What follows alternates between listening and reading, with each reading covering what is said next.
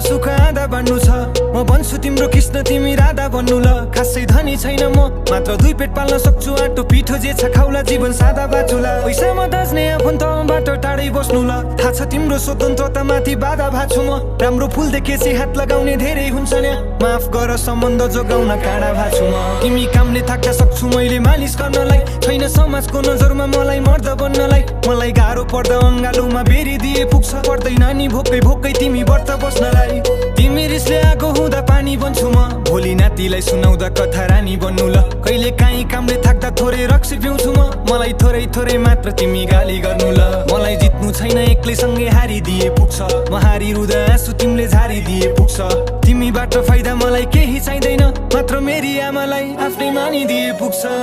आउनु है तिमी फर्केर बसिरहन्छु म पर्खेर तिमीलाई नै सम्झेर